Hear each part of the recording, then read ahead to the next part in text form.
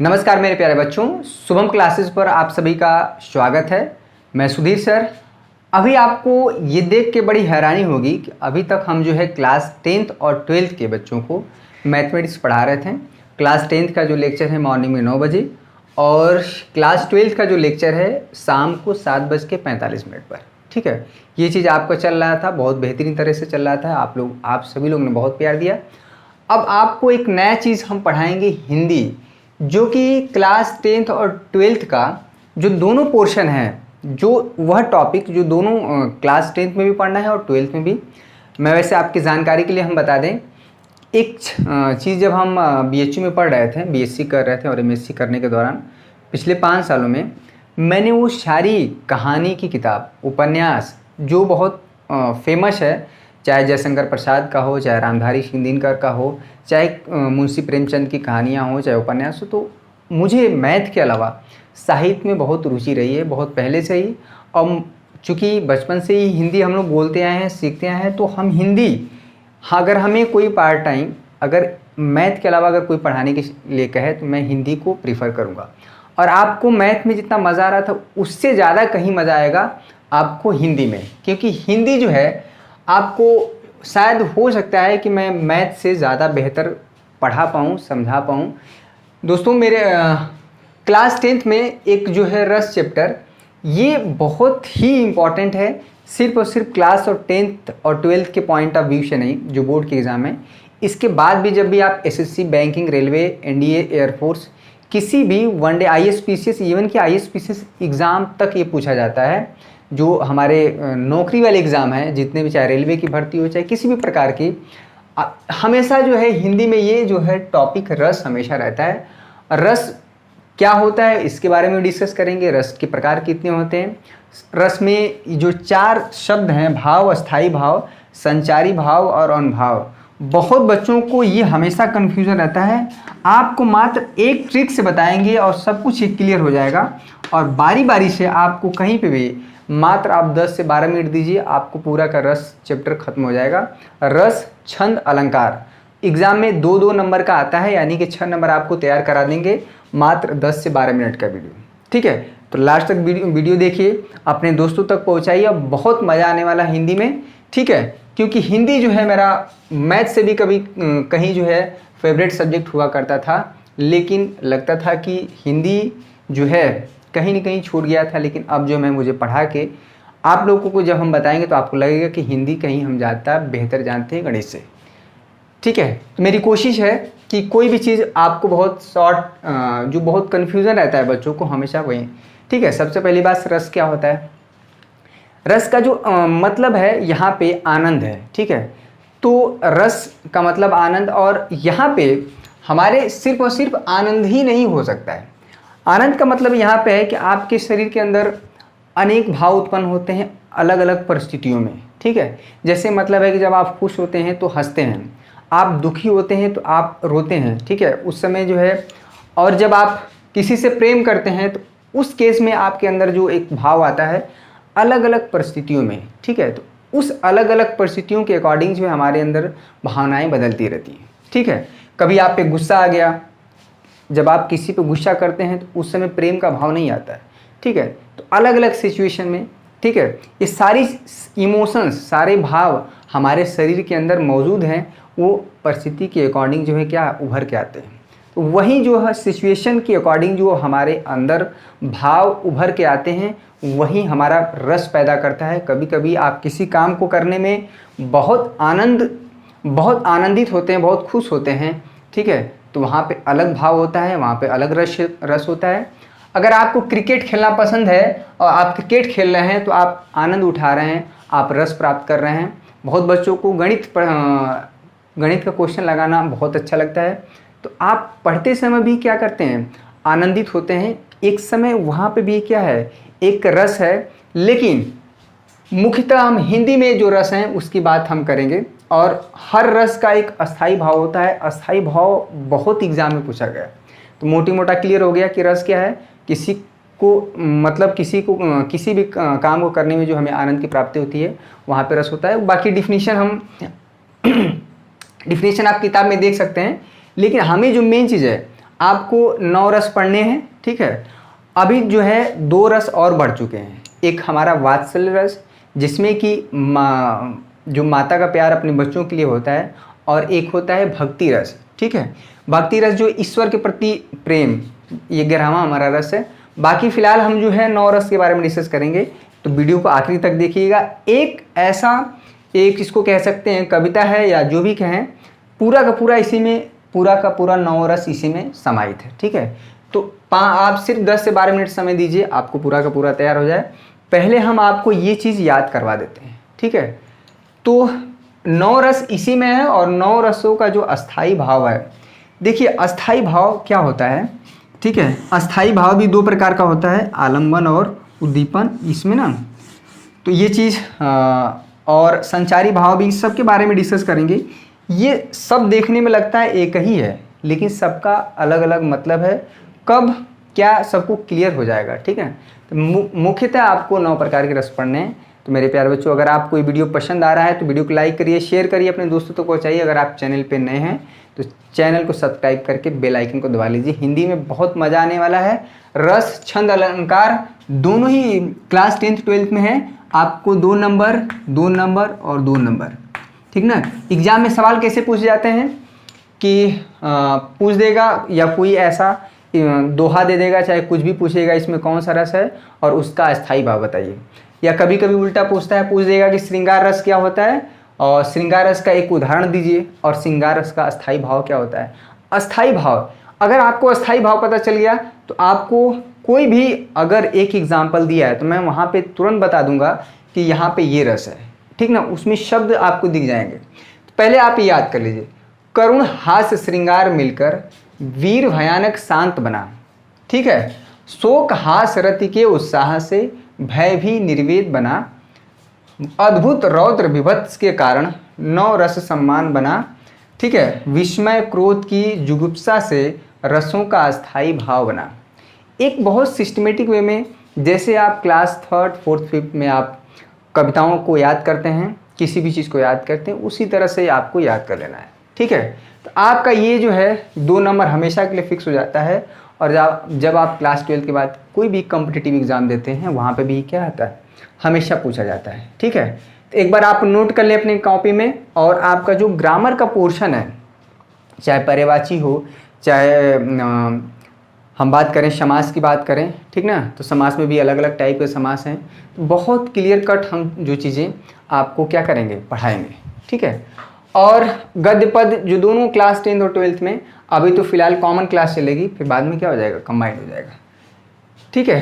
तो जो पहला जो हमारा रस होता है करुण रस, करुण रस का जो अस्थाई भाव होता है मेरे प्यारे बच्चों, आज हम आपको अस्थाई भाव वो होता है शोक, ठीक है। जो इसके नीचे लिखा हुआ है करुण शोक, या नहीं कि किसी को जब आप किसी काम करने में जब आप दुख प्रकट करते हैं, जैसे किसी व्यक्ति को आप देखते हैं भूखा प्यासा है या ठंड से कांप रहा है, ठंडियों में कपड़ा नहीं है, तो आपके अंदर एक दुख, एक शोक पैदा होता है कि हम उसके लिए कुछ कर पाएँ। तो उस केस में आपके अंदर एक करुण रस की उत्पत्ति होती है, ठीक है। श्रृंगार रस, ठीक है। हास्य का जो हमारा यहाँ पे बात करते हैं हास्य रस, यहाँ पे उसका जो अस्थाई भाव होता है हास, ठीक है। ये अक्सर एग्जाम में नहीं पूछा जाता है। हास का जो अस्थाई भाव, हास्य का जो अस्थाई भाव होता है हाश होता है, तो ये बहुत ज़्यादा पूछा नहीं जाता है। बहुत ज़्यादा इंपॉर्टेंट है श्रृंगार रस, ठीक है। श्रृंगार रस का जो अस्थाई भाव है रति, रति का यहाँ पे कभी कभी प्रेम भी होता है, ठीक ना। रति का मतलब होता है प्रेम, तो दोनों हमारा पूछ सकता है। श्रृंगार रस का अस्थाई भाव रति या प्रेम आप लिख सकते हैं। श्रृंगार रस भी 2 प्रकार का होता है, संयोग श्रृंगार और वियोग श्रृंगार। हम डिस्कस करेंगे एग्जाम्पल के साथ। संयोग श्रृंगार, जब नायक और नायिका मिलते हैं आपस में जब बातें करते हैं एक दूसरे से, तो उस केस में बातें करने का मतलब है वहाँ पे बिछड़ना नहीं होता है। जब बिछड़ते हैं नायक और नायिका, उस केस में हमारा क्या होता है, वियोग श्रृंगार होता है। आप इस चीज़ को महसूस कर सकते हैं, ठीक है। तो श्रृंगार रस का जो अस्थाई भाव है रति या प्रेम। वीर भयानक शांत बना, वीर रस का जो अस्थाई भाव है उत्साह है, ठीक है। जब कभी आप देखते होंगे जो आर्मी का परेड होता है तो उसमें बहुत ज़्यादा एनर्जी आर्मी के जितने भी हमारे जवान होते हैं उनके अंदर भरा जाता है, ताकि उनके अंदर उत्साह बना रहे। ठीक है, कभी भी वीरता की बात होती है तो आपके अंदर क्रोध नहीं उत्पन्न होता है। ठीक है, आपके अंदर दुख नहीं पैदा होता है, आपके अंदर हमेशा उत्साह पैदा होगा। या कभी भी आप वीर रस की कविता सुनते हो, किसी भी चीज़ को जहाँ पे वीरता की बात हो रही हो तो आपके अंदर उत्साह पैदा होता है। आप वहाँ पे नेगेटिव नहीं होते हैं। ठीक है, आप वहाँ पे श्रृंगार रस की उत्पत्ति नहीं होती है जहाँ पे वीरता की बात होती है। ठीक है, तो अलग अलग कंडीशनों में हमारे अंदर जो है अलग अलग भाव उत्पन्न होते हैं। वही भाव जो है हिंदी में रस का जो है नाम पड़ जाता है।